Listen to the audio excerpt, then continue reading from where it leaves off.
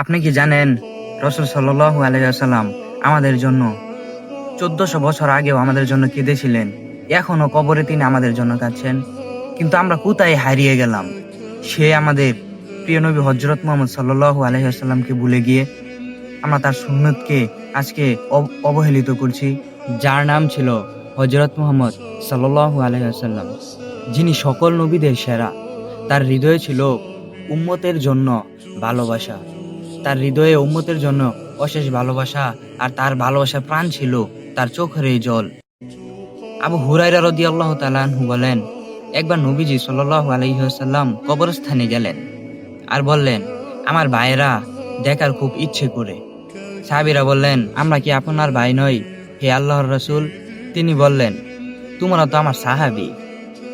আমার ভাইরা হলো তারা যারা আমাকে না দেখে বিশ্বাস করবে। ভাই ও বোনেরা, আপনি কি জানেন সে ভাই আপনি এবং আমরা আমাদের কথা ভেবে নবীজি চোখের জল এসেছে, আমাদের জন্য তার মন সবসময় কেঁদেছে। উহুদের যুদ্ধে নবীজি সাল্লাল্লাহু আলাইহি সাল্লাম নিজে রক্তাক্ত হলেন, তার মাথা ফেটে গেল, তবুও তিনি উম্মতের জন্য কাঁদলেন। তিনি আল্লাহর কাছে দোয়া করে বলেন, হে আল্লাহ, তুমি আমার উম্মতকে ক্ষমা করে দাও, তারা জানে না তারা কি করেছে। আপনি কি একটু ভেবে দেখেছেন, যাকে পাথর ছোড়া হয়, পদে পদে অপমান করা হয়, রক্তাক্ত করা হয়, তবুও তিনি বলেই চলেছেন উম্মত আর উম্মত। তার মাথায় শুধু ছিল উম্মতের চিন্তা। তিনি রাতে তাহাজ্জুদ পড়ে, দিনে তাসবিহ পড়ে, আল্লাহর কাছে কেঁদে কেঁদে শুধু উম্মতের চিন্তাই করেছেন। রোজ কিয়ামতের দিন যখন সকল নবীরা পেরাশান হয়ে যাবে এবং বলতে থাকবে, ইয়া নাফসি ইয়া নাফসি, হযরত ইব্রাহিম আলাইহিস সালাম বলতে থাকবে, হযরত দাউদ আলাইহিস সালাম বলতে থাকবে, হযরত ঈসা আলাইহিস সালাম বলতে থাকবে, হযরত লূত আলাইহিস সালাম বলতে থাকবে, হযরত ইউনূস আলাইহিস সালাম বলতে থাকবে, সকল নবী বলতে থাকবে, এবং কি হযরত আদম আলাইহিস সালাম, যিনি প্রথম মানুষ পৃথিবীর, তিনিও বলতে থাকবেন, ইয়া নাফসি ইয়া নাফসি।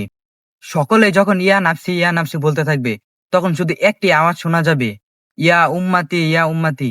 তিনি হলেন আমাদের প্রিয় নবী এবং শ্রেষ্ঠ নবী হযরত মুহাম্মদ সাল্লাল্লাহু আলাইহি ওয়াসাল্লাম, যিনি আজকে আমাদের জন্য চিন্তা করেছেন। 1400 বছর আগেও তিনি শুধু আমাদের জন্য কেঁদেছেন, এবং রোজ কিয়ামতের দিনও তিনি আমাদের জন্যই কাঁদবেন, নিজের জন্য নয়, যেখানে সকল নবী পেরেশান হয়ে যাবে। হযরত আয়েশা রাদিয়াল্লাহু তাআলা আনহা বলেন, একবার হুজুর সাল্লাল্লাহু আলাইহি ওয়াসাল্লাম তাহাজ্জুদ পড়ে এত পরিমাণে কান্না করলেন যে তার চোখের পানি তার চেহারা মুবারক ভিজে এবং দাড়ি ভিজে মাটি পর্যন্ত ভিজে গেল। এই কান্নাটা কার জন্য ছিল? একমাত্র আমাদের জন্যই ছিল। আজ আমরা কোথায় হারিয়ে গেলাম? আমাদের নবী আমাদেরকে এত ভালোবাসতেন, আমাদের জন্য এত ত্যাগ স্বীকার করেছেন, পদে পদে ত্যাগ স্বীকার করেছেন, অপমান হয়েছেন ইহুদিদের কাছে। কিন্তু আমরা আজ কি করতেছি? আমরা আজ বিধর্মীদের কালচার আমাদের মাঝখানে এনেছি। নারীদের উপর আমাদের এত পরিমাণে হয়েছে যে আমরা আজ নারীদের লোভে পড়ে গিয়েছি। অথচ রাসূল সাল্লাল্লাহু আলাইহি সাল্লাম মৃত্যুর আগে বলে গিয়েছিলেন যে আমার উম্মতের জন্য সবচাইতে বড় ফিতনা হলো নারী। কিন্তু আজকের সমাজে নারীরা অশ্লীলতার কারণে, বেপরদার কারণে তারা সমাজটাকে নষ্ট করে দিয়েছে। যেখানে রাসূল সাল্লাল্লাহু আলাইহি ওয়াসাল্লাম মৃত্যুর আগে নামাজের কথা কয়েকবার বলে গিয়েছিলেন, কিন্তু আমরা আজ কই? ফজরের সময় মসজিদে কোনো মুসল্লি দেখা যায় না। সকল মুসল্লি বাজারে, হাটে ঘাটে, রাস্তায়, সকল জায়গায় ঘুরে বেড়ায়, কিন্তু মসজিদে যায় না। এখন আপনি আর আমি যদি মসজিদে না গিয়ে রসুলের সুন্নত যদি না মেনে, আল্লাহর হুকুম যদি না মানি, তাহলে কি আমরা জীবনে জান্নাতে যেতে পারবো? রসুল সাল্লাল্লাহু আলাইহি সাল্লাম আমাদের জন্য কি সুপারিশ করবেন? রসুল সাল্লাল্লাহু আলাইহি সাল্লাম বলেন, একজন মুসলমানের সাথে আর কাফেরের সাথে পার্থক্য হলো নামাজ। তাহলে দেখেন, আমরা হলাম নামে মুসলমান, আমরা যদি নামাজই না পড়ি, তাহলে আমাদের সাথে আর কাফেরের সাথে কোনো তুলনা নাই। এজন্য নিজেকে আজই শুধরান, আর দেরি না করে। আল্লাহর আযাব খুবই ভয়ঙ্কর। আপনি হয়তো আজকে দুনিয়ার মায়ায় পড়ে সকল কিছু ভুলে গিয়েছেন, ভাবতেছেন দুনিয়াটাই সব। রাসূল সাল্লাল্লাহু আলাইহি সাল্লাম বলেন, দুনিয়ার জীবনটা হলো স্বপ্নের মতো। যেমন একজন মানুষ একটি ভালো স্বপ্নে দেখতেছে এবং হঠাৎ করে তার স্বপ্নটা ভেঙে গেল এবং তার সব ভেঙে সব চুরমার হয়ে গেল। এ স্বপ্ন কি তার পূরণ হলো? ঠিক তেমনি ভাবে পৃথিবীর সকল মানুষ এখন এই স্বপ্নের মধ্যে পড়ে রয়েছে। এই পৃথিবী একদিন থাকবে না, একদিন সব ধ্বংস হয়ে যাবে। কারণ এই পৃথিবী থাকার কোনো জায়গায় নয়। আল্লাহ পাক এই পৃথিবী সৃষ্টি করার পর এর দিকে একদিন রহমতের দৃষ্টিতে তাকায় নাই, এবং বারবার কুরআনুল কারিমে বলেছেন, এই পৃথিবী থেকে তোমরা দূরে থাকো। দুনিয়া হলো সকল গুনাহের উৎস। এই দুনিয়া থেকে তোমরা দূরে থাকো। আর এই দুনিয়া সবসময় থাকবে না। যেটা সবসময় থাকবে আখিরাত, সেটার চিন্তা করো। তোমরা দুনিয়াতে এক জায়গায় বেড়াতে যাওয়ার সময় আমরা কত সামানা তৈরি করি, কত প্রস্তুতি গ্রহণ করি। 2 দিন 3 দিন, 2 মাস 3 মাস থাকবো, তার জন্যই কত কি ব্যবস্থা করি। কিন্তু আখিরাতের এই চিরস্থায়ী সফরে আমরা কি নিয়ে যাচ্ছি, এটা কি একবার ভেবে দেখেছেন? যেখানে সারা জীবন থাকবেন আপনি, সেই সফর আপনি কি নিয়ে যাইতেছেন? কিন্তু আজ আমরা দুনিয়ার মায়ে পড়ে সব ভুলে গিয়েছি। কবরে যে আপনাকে প্রশ্ন করা হবে, সেটা কি আপনি একবার জানেন? কবরে আপনাকে প্রশ্ন করা হবে, তোমার রব কে, তোমার দিন কি, তোমার নবীর নাম কি? আপনি এই প্রশ্নের উত্তর কখনোই দিতে পারবেন না যদি আপনার প্রতি রসুলের মোহাব্বত না থাকে। আপনি যদি দুনিয়াতে নবীর সুন্নত না মানেন, আল্লাহর প্রতিটি হুকুম এবং নিষেধ না মেনে চলেন, কখনোই আপনি এই কবরের এই জবাবটি দিতে পারবেন না। আর কবরের আযাব এত ভয়ঙ্কর, যদি কবর থেকে উঠে এসে কোনো মানুষ, কবরের মৃত ব্যক্তি যদি কবর থেকে উঠে এসে জীবিতদের বলতে পারতো যে কবরের আযাব কত ভয়ঙ্কর, তাহলে আমাদের দুনিয়ার সকল মানুষের খাওয়া দাওয়া, ঘুমানো, আরাম আয়েশ সকল কিছুই বন্ধ হয়ে যেত। আমরা জঙ্গলে চলে যেতাম এবং এরকম পাঞ্জাবি গেঞ্জি এরকম পোশাক ছেড়ে লোহার পোশাক পরিধান করে আমরা ঘোরাফেরা করতাম। কারণ কবরের আযাব এত ভয়ঙ্কর। আপনি কি জানেন জাহান্নাম কতটা ভয়ঙ্কর? রাসূল সাল্লাল্লাহু আলাইহি সাল্লাম একবার এক জায়গায় বসেছিলেন, সেখানে অনেক সাহাবীরা উপস্থিত ছিল। হঠাৎ রাসূল সাল্লাল্লাহু আলাইহি সাল্লাম একটি শব্দ পেলেন। তখন তিনি সাহাবীদেরকে উদ্দেশ্য করে বললেন, তোমরা কি জানো এই শব্দটা কিসের? রাসূল সাহাবায়ে কেরাম বলল, ইয়া রাসূলুল্লাহ, আপনি এবং আল্লাহই ভালো জানেন। তখন রাসূল সাল্লাল্লাহু আলাইহি সাল্লাম সাহাবীদেরকে বললেন, ৭০,০০০ বছর আগে একটি পাথর জাহান্নামে নিক্ষেপ করা হয়েছিল, তা এখন জাহান্নামের নিচে গিয়ে পড়ল। আপনি দেখেন জাহান্নাম কতটা গভীর। আপনাকে যদি জাহান্নামে নিক্ষেপ করা হয়, আপনি ৭০,০০০ বছর ধরে শুধু নিচেই যাইতে থাকবেন। আপনি জাহান্নামের কথা পরে আপনি যখন হাসরের মাঠে দাঁড়াবেন, তখন ওই আপনি চিন্তা করে দেখেন হাসরের মাঠটা কত ভয়ঙ্কর হবে। যে সময় জাহান্নাম ৭০,০০০ ফেরেশতা যাকে শিকল দিয়ে আবদ্ধ করে রাখবেন, বেঁধে রাখবেন, তবু ছিঁড়ে ছিটে জাহান্নাম মানুষের দিকে ছুটে আসবে। তখন মানুষের ঘাম এত পরিমাণে হবে, মানুষ এত পরিমাণে পেরেশান থাকবে যে কেউর ঘাম, হাদিসে বলা হয়েছে কেউর ঘাম থাকবে টাকনু পর্যন্ত, কেউর কেউ ঘামের মধ্যে হাঁটু পর্যন্ত ডুবে যাবে, কেউ কেউ কোমর পর্যন্ত, কেউ গলা পর্যন্ত, কেউ ঘামের মাঝখানে একেবারে ডুবে নিঃশেষ হয়ে যাবে। আপনি একবার চিন্তা করেন, শরীর থেকে ঘাম পরে যদি হাসরের মাঠে আমাদেরকে ডুবে যেতে হয়, তাহলে আল্লাহর আযাব কত ভয়ঙ্কর। সূর্য যেখানে মাথা আধা হাত উপরে থাকবে, সেখানে আপনি আমার মাথার মস্তকগুলো গলে গলে পড়তে থাকবে। এটা কি একবার ভেবে দেখেছেন? এই দুনিয়ার সামান্য জীবন লয়ে আমরা এতই ব্যস্ত হয়ে গেছি যে রাসূল সাল্লাল্লাহু আলাইহি সাল্লাম বারবার নামাজের কথা বলেছেন, বারবার বলেছেন তোমরা দুনিয়ার মায়ে পড়ো না। তবু আমরা দুনিয়ার মায়ে পড়ে গিয়েছি। শয়তান আমাদেরকে দুনিয়াটাকে সবসময় সুন্দরভাবে দেখাচ্ছে। আমরা এই দুনিয়া নিয়েই ব্যস্ত হয়ে গিয়েছি। অথচ আপনি ভেবে দেখুন, হে আখিরাতের আযাব কত ভয়ঙ্কর। জাহান্নাম, হাবিয়া এমন একটি জাহান্নাম যেখানে হাজার হাজার গর্ত আছে। আপনাকে যদি 1 সেকেন্ডের জন্য এক গর্তই নিক্ষেপ করা হয়, আপনার হাড়গুলো চুরমার হয়ে যাবে, সব হাড় গলে যেতে পারে। আপনি কি জানেন? আর আপনি এই দুনিয়ার মায়ে মগ্ন হয়ে আছেন। আসুন আমরা আজ থেকে দুনিয়ার মায়া ত্যাগ করি। সবার প্রথম আমাদের কাজ হলো তওবা করা।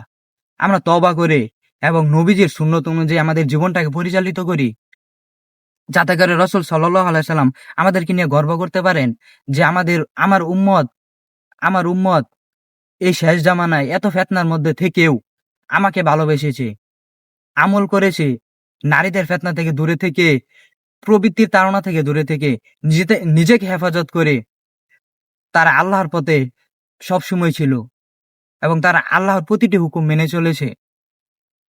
আসুন আমরা আজই শুরু করে দেই আল্লাহর ইবাদত। এই দুনিয়ার জীবন আমাদের সবসময় থাকবে না। আপনার এই স্ত্রী, সন্তান এগুলো থাকবে না। আপনি ভাবতেছেন আপনার স্ত্রী, সন্তান, বাড়ি গাড়ি এগুলো আপনার খুব আপন, এগুলো কিছুই নাই। আপনি মারা যাবেন, আপনার সন্তান আপনাকে কবর দেওয়ার জন্য পেরেশান হয়ে যাবে। আপনাকে তারা ভাববে যে যত তাড়াতাড়ি আপনাকে কবরে দাফন করা যায়, কারণ আপনার লাশের যে গন্ধ, তারা সেই গন্ধের কারণেই আপনাকে তাড়াতাড়ি কবরে নিয়ে রেখে আসবে। অথচ আপনি তাদেরকে দুনিয়াতে কত কষ্ট করে লালন পালন করে তাদেরকে ছোট থেকে বড় করলেন, নিজে পছন্দের জিনিসটাও ত্যাগ করে তাদেরকে দিলেন। কিন্তু আজ দেখেন, আপনি মারা গেলেন, এর একটু পরেই তার আপনাকে কবরে নিয়ে রেখে আসলো। কেন? কারণ আপনার সেই দেহের আর কোনো দাম নাই। কারণ আপনি একজন মৃত ব্যক্তি। এজন্য স্ত্রী, সন্তান এগুলো আপনার কাছে আসবে না, আপনার কাজে আসবে না। আসলে দুনিয়ার কেউই আপনাকে আমাকে মন থেকে ভালোবাসে না। সবাই আমাদেরকে স্বার্থের জন্যই ভালোবাসে। একমাত্র আল্লাহ, যিনি আমাদেরকে নিঃস্বার্থভাবে ভালোবাসেন সবসময়, যিনি আমাদেরকে জন্ম থেকে প্রতিনিয়ত আমাদেরকে রিজিক দিয়ে যাচ্ছেন, আমাদেরকে সৃষ্টি করেছেন মহব্বত করে, সৃষ্টির সেরা জীব হিসেবে, আশরাফুল মাখলুকাত হিসেবে প্রতিনিয়তই ছোট থেকে আমাদেরকে রিজিক দিয়ে যাচ্ছেন। যখন আপনার আমি মায়ের গর্ভে ছিলাম, তখনও সেখানে আমাদের জন্য খাবারের ব্যবস্থা করেছেন। এবং আমরা যখন মার পেট থেকে এসেছি, তখন মায়ের বুকে দুধের ব্যবস্থা করে দিয়েছেন। আপনি কি একটু ভেবে দেখেছেন সেই মায়ের বুকের দুধ নিয়ে, যেখানে আপনি জন্মের পরেই তার ব্যবস্থা আল্লাহ পাক করে দিয়েছেন। এরপর আপনি আমি কথা বলতে পারতাম না, আল্লাহ পাক আস্তে আস্তে আমাদেরকে বাক্য শিখালেন, কথা বলা শিখালেন। এভাবে আস্তে আস্তে আমাদের হাত পা বড় হতে লাগলো এবং আমাদেরকে আল্লাহ পাক জ্ঞান বুদ্ধি দিতে লাগলেন। আমাদেরকে পর্যাপ্ত পরিমাণ জ্ঞান বুদ্ধি যখন দেওয়া হলো, তখন আমরা হয়তো বা আল্লাহর পথে গেলাম, নয় শয়তানের নিয়ে আমরা গাফেল হয়ে গেলাম। একটু চিন্তা করে দেখেন, যে জ্ঞান বুদ্ধি আল্লাহ পাক আমাদেরকে দিলেন, কিন্তু আমরা শয়তানের ধোঁকায় পড়ে সেই জ্ঞান বুদ্ধিকে অশ্লীল কাজে ব্যয় করতেছি। দুনিয়ার মায় পড়ে আখিরাতকে ভুলে যাচ্ছি। কিন্তু একটু আল্লাহর অনুগ্রহ গুলো আপনি কি দেখেছেন? আমাদেরকে কি দিয়েছেন আল্লাহ পাক, কি দেন নাই? আপনি সবসময় চিন্তা করেন আল্লাহ পাক আপনাকে কি দিয়েছেন না। সবসময় এটা চিন্তা করবেন যে আল্লাহ পাক আপনাকে কি দিয়েছেন। প্রতিনিয়তই কত কিছু নিয়ামত দিয়েছেন, এমন কোনো জিনিস নাই যে দুনিয়াতে আমাদের দরকার পড়েছে সেটা আল্লাহ পাক আমাদেরকে দেয় নাই। এটা আল্লাহ পাক আমাদের সুখের জন্য দিয়েছেন। কিন্তু আল্লাহ পাক আমাদের কাছে কি চেয়েছেন? শুধু এটাই চেয়েছেন যে বান্দা, তোমরা দুনিয়াও ভোগ করো, এটা কোনো সমস্যা নয়। তোমরা দুনিয়াতে হালাল পথে পরিশ্রম করো, কিন্তু তোমরা আমার ইবাদত, আমার হুকুম আহকাম গুলো মেনে চলো, আমার নিষেধ গুলো মেনে চলো, তোমার রসুলের সুন্নত গুলো নিজের জীবনে বাস্তবায়ন করো। এভাবে তুমি হালাল পথে চলো। আল্লাহ পাক কিন্তু আমাদেরকে বলে নাই যে সবসময় মসজিদে গিয়ে তুমি নামাজ পড়ো, সবসময় আমার তাসবিহ পড়ো। আল্লাহ পাক বলেছে তুমি তোমার দুনিয়ার কাজও করো, কিন্তু আখিরাতকে ভুলো না। তুমি দুনিয়ার কাজও করো, আমার ইবাদতও করো। কিন্তু আমরা আজ দুনিয়া নিয়ে পড়ে গেলাম আখিরাতকে বাদ দিয়ে। তাহলে কি আমরা জীবনে সফল হতে পারবো? আসল সফল তো সেই ব্যক্তি যে জান্নাত পেল। আপনি দুনিয়াতে একটি বড় চাকরি পেলেন, তাহলে কি আপনি সফল হয়ে গেলেন? আপনি নামাজ পড়লেন না, আপনি একটি সূরা শুদ্ধ করে বলতে পারেন না, অথচ আপনি অনেক বড় ব্যাংকের একজন ম্যানেজার, অনেক বড় একজন উকিল, আপনি দেশের প্রেসিডেন্ট হন না কেন, পৃথিবীর সবচেয়ে জ্ঞানী ব্যক্তি হন না কেন, কিন্তু আপনি যদি নামাজ না পড়েন, রসুল সুন্নত না মেনে চলেন, আপনার তো নিকৃষ্ট এবং বেহায়া কোনো ব্যক্তি দুনিয়াতে নেই, এবং নির্বোধ ব্যক্তি দুনিয়াতে আর কোনো ব্যক্তি নেই। তাহলে আপনি দুনিয়া শিক্ষায় শিক্ষিত হয়ে আল্লাহকে ভুলে গেলেন, তাহলে চলবে? আপনি শুদ্ধ করে একটি সূরা বলতে পারেন না, জানাজার নামাজে দাঁড়াবেন, সে জানাজার নামাজেও দাঁড়াতে পারেন না, মসজিদে গিয়ে যে নামাজ পড়বেন, কত রাকাত নামাজ অনেক মানুষ আছে সেটাও জানে না, অথচ অনেক শিক্ষিত, দুনিয়ার মানুষ তাকে সম্মান করে। এ সম্মানের কোনো দাম আছে? আপনি মারা গেলে 2 দিন লাগবে না, সবাই আপনাকে ভুলে যাবে। হয়তোবা আপনার পরিবার কয়েকদিন আপনাকে মনে রাখবে, কিন্তু সেটাও বেশি দিন থাকবে না, তারাও একদিন আপনাকে ভুলে যাবে। তাই সময় থাকতে আসুন আমরা সবাই নিজেকে শুধরাই, এই দুনিয়ার মায়ে আর না পড়ে আল্লাহর হুকুমগুলোকে মেনে চলি, নবীর সুন্নত গুলোকে নিজের ভেতর বাস্তবায়ন করি। দেখবেন আমাদের আল্লাহ পাক আমাদের দুনিয়াও সুন্দর করে দিবেন, আখিরাতও সুন্দর করে দিবেন। আপনি যদি শুধু দুনিয়া নিয়ে ব্যস্ত হয়ে যান, আল্লাহ পাক আপনাকে শুধু দুনিয়ায় দিবেন। রাসূল সাল্লাল্লাহু আলাইহি সাল্লাম বলেন, যে ব্যক্তি দুনিয়া নিয়ে ব্যস্ত হয়ে যায়, শুধু আল্লাহ তাআলার কাছে দুনিয়ায় চায়, আল্লাহ পাক তাকে দুনিয়ায় দেন, এবং আখিরাতে তার শুধু জাহান্নাম থাকে।